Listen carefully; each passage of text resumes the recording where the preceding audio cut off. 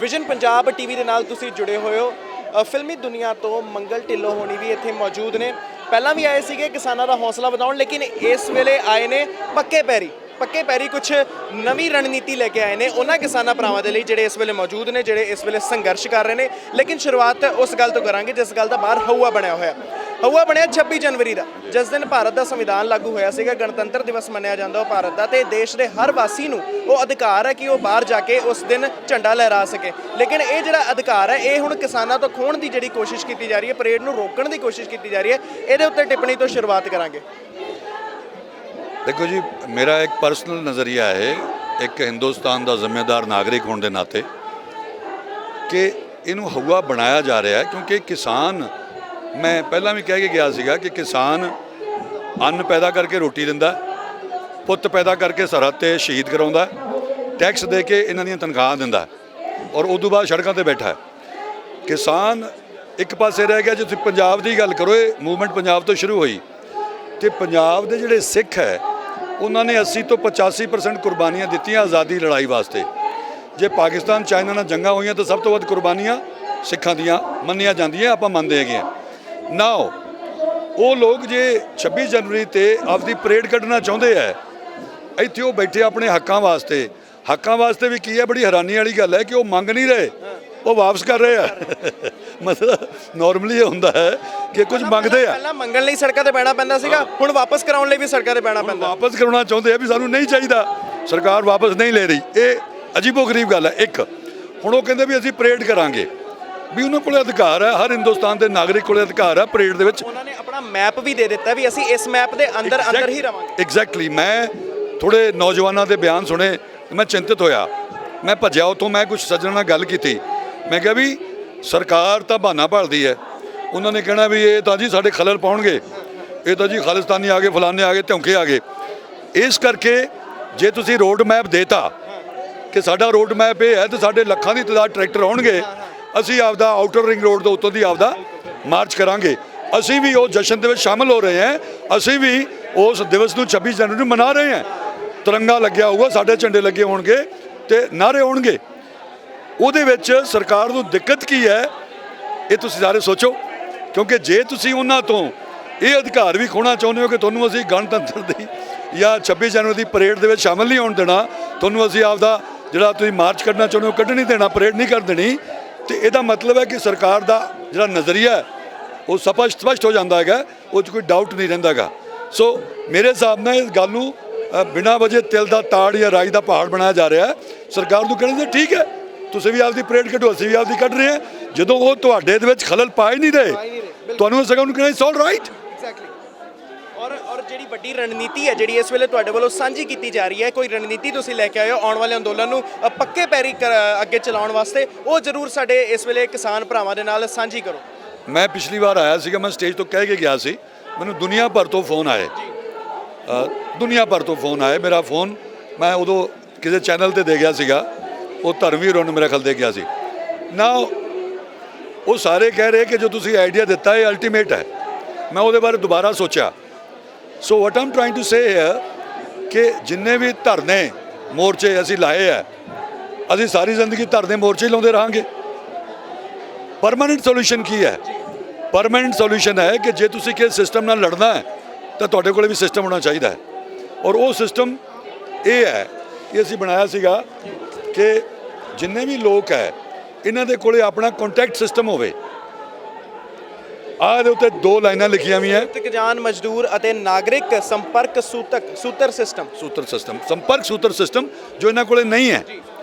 ਹੁਣ ਇਹਦੇ ਜ਼ਰੀਏ ਇਹ ਅਸੀਂ 2 ਬਣਾਏ। ਇੱਕ ਤਾਂ ਇਹ ਬਣਾਇਆ ਜਰਨਲ, ਜਿੱਥੇ ਲੰਗਰ ਤੇ ਲੋਕ ਲੱਗੇ ਹੋਏ ਹੈ ਕਿ ਉਹ ਲੰਗਰ ਦੇ ਉੱਤੋਂ ਤੇ ਆਹ 2 ਲਾਈਨਾਂ ਲਿਖਣੀਆਂ ਹੈ ਕਿ ਅਸੀਂ ਇਹਨਾਂ ਕਾਲੇ ਕਾਨੂੰਨਾਂ ਦੇ ਵਿਰੁੱਧ ਹੈ ਤੇ ਅਸੀਂ ਦਸਤਖਤ ਕਰਕੇ ਇਹ ਤਸਦੀਕ ਕਰਦੇ हैं कि ਇਹਨਾਂ ਕਾਨੂੰਨਾਂ ਨੂੰ ਵਾਪਸ ਲਿਆ ਜਾਵੇ। ਨਾ ਇਹ ਇੱਕ ਲੀਗਲ ਦਸਤਾਵੇਜ਼ ਬਣ ਜਾਣਾ ਹੈ।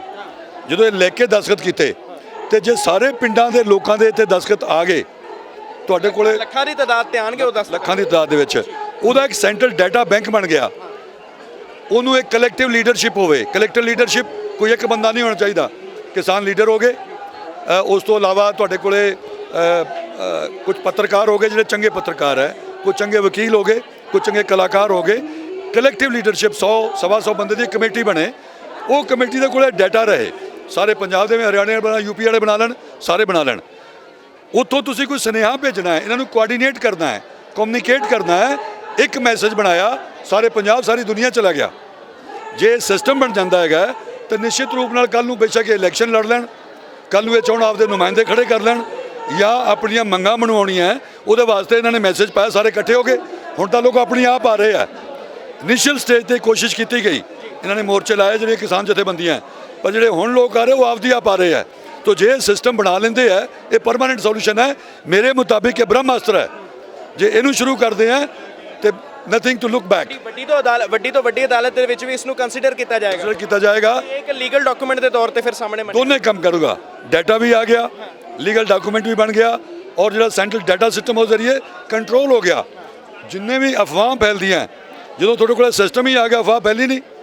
ਜੇ ਕੱਲ੍ਹ ਨੂੰ ਇਹ ਆਪਦੇ ਮੁੰਡੇ ਨੌਜਵਾਨ ਹੈ, ਵਕੀਲ ਹੈ, ਪੱਤਰਕਾਰ ਹੈ, ਐਕਟਰ ਹੈ, ਉਹ ਇਲੈਕਸ਼ਨ ਖੜੇ ਹੁੰਦੇ ਆ, ਜਾਂ ਸਾਡੇ ਕਿਸਾਨ ਲੀਡਰ ਹੈ, ਤੁਸੀਂ ਉਹਨੂੰ ਇਲੈਕਸ਼ਨ ਜਿਤਾਉਣਾ ਹੈ, ਤੁਸੀਂ ਤਾਂ ਮੈਸੇਜ ਹੀ ਕਰਨਾ। ਮੈਂ ਉੱਥੇ ਪੰਜਾਬ 'ਚ ਕਿਹਾ ਸੀਗਾ ਕਿ 2.5 ਕਰੋੜ ਦੇ ਵਿੱਚ ਆਪਾਂ ਸਾਰੇ ਪੰਜਾਬ ਦਾ ਇਲੈਕਸ਼ਨ ਲੜ ਸਕਦੇ ਹਾਂ। ਕਿਉਂ? ਆਪਾਂ ਤਾਂ ਮੈਸੇਜ, ਬਈ ਫੋਨ ਲੋਕਾਂ ਦੇ ਹੱਥ 'ਚ ਫੜੇ ਆ, ਤੁਹਾਡੇ ਕੋਲੇ ਮੈਸੇਜ ਆ ਗਿਆ, ਤੁਹਾਨੂੰ ਪਤਾ ਹੈ ਕਿ ਆਪਣਾ ਨੁਮਾਇੰਦਾ ਕੌਣ ਹੈ, ਤੁਹਾਨੂੰ ਪ੍ਰਚਾਰ ਕਰਨ ਦੀ ਲੋੜ ਹੀ ਨਹੀਂ। ਇੱਥੇ ਵੀ ਜੇ ਤੁਸੀਂ ਕੋਈ ਵੀ ਮੂਵਮੈਂਟ ਖੜੀ ਕਰਨੀ ਹੈ, ਉਹ ਬਹੁਤ ਆਸਾਨ ਹੋ ਜਾਣੀ ਹੈ ਜੇ ਇਹਦੇ 'ਤੇ ਅਮਲ ਕਰ ਲੈਣ ਤਾਂ। ਢਿੱਲੋਂ ਸਾਹਿਬ, ਸਰਕਾਰ ਵੱਲੋਂ ਜਿਹੜੇ ਦਬਾਅ ਪਾਉਣ ਦੀ ਕੋਸ਼ਿਸ਼ ਕੀਤੀ ਜਾ ਰਹੀ, ਸਰਕਾਰ ਵੱਲੋਂ ਵੀ ਇੱਕ ਇੱਦਾਂ ਦੀ ਰਣਨੀਤੀ ਬਣਾਈ ਗਈ ਸੀਗੀ, ਜਿਹੜੇ ਉਹਨਾਂ ਦੇ ਨਾਲ ਦੇ ਜਿਹੜੇ ਸਰਕਾਰੀ ਆਗੂ ਸੀਗੇ, ਜਿਹੜੇ ਕਿਸਾਨ ਆਗੂ, ਉਹਨਾਂ ਨੂੰ ਨਾਲ ਰਲ ਕੇ ਕੁਝ ਇੱਦਾਂ ਦੀ ਰਣਨੀਤੀ ਬਣਾਉਣ ਦੀ ਕੋਸ਼ਿਸ਼ ਕੀਤੀ ਗਈ ਸੀ। ਹੁਣ ਲੱਗਦਾ ਕਿ ਇਹ ਵਾਲੀ ਰਣਨੀਤੀ ਜਿਹੜੀ ਆ ਉਹਨਾਂ ਨੂੰ ਫੇਲ ਵੀ ਕਰੇਗੀ ਆਉਣ ਵਾਲੇ ਸਮੇਂ ਦੇ ਵਿੱਚ। ਦੇਖੋ, ਸਰਕਾਰਾਂ ਦੇ ਕੋਲੇ ਆਪਣਾ ਇੱਕ ਸਿਸਟਮ ਹੈ। ਇਹ ਜਿਹੜੇ ਲੋਕ ਇੱਥੇ ਆਏ ਆ, ਮੈਂ ਇਹਨਾਂ ਨੂੰ ਜਿਉਂਦੇ ਲੋਕ ਮੰਨਦਾ, ਜਿਹਦੀ ਆਤਮਾ ਜੇ ਮਰੀ ਨਹੀਂ, ਉਹ ਸਾਰੇ ਜਿਉਂਦੇ ਲੋਕ ਉੱਠ ਕੇ ਆ ਗਏ ਇੱਥੇ। ਆਪਾਂ ਉਹਨਾਂ ਜਿਉਂਦੇ ਲੋਕਾਂ ਨੂੰ ਜੋੜ ਲਿਆ, ਇਕੱਠੇ ਕਰ ਲਿਆ, ਵੀ ਆਰ ਦਾ ਵਿਨਰਸ। ਸਰਕਾਰਾਂ ਦੇ ਕੋਲ ਸਿਸਟਮ ਹੈ।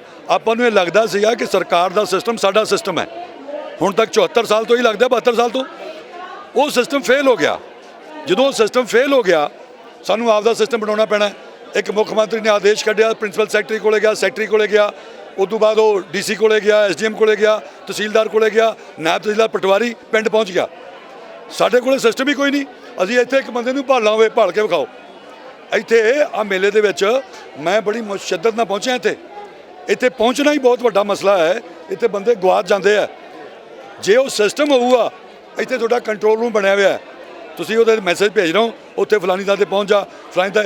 ਮੰਨ ਲਓ ਤੁਸੀਂ ਕੱਲ੍ਹ ਨੂੰ ਘੇਰਨਾ ਹੈ ਡੀਸੀ ਦਾ ਆਫਿਸ ਜਾਂ ਮੁੱਖ ਮੰਤਰੀ ਦਾ ਆਫਿਸ, ਤੁਸੀਂ ਮੈਸੇਜ ਕਰਤਾ ਪੂਰੇ ਪੰਜਾਬ ਨੂੰ, ਹਰਿਆਣੇ ਨੂੰ, ਯੂਪੀ ਨੂੰ, ਸਾਰੇ ਲੋਕ ਉੱਥੇ ਪਹੁੰਚੇ ਹੋਏ ਆ ਬਿਨਾਂ ਰੋਲੇ ਰੱਪੇ ਤੋਂ।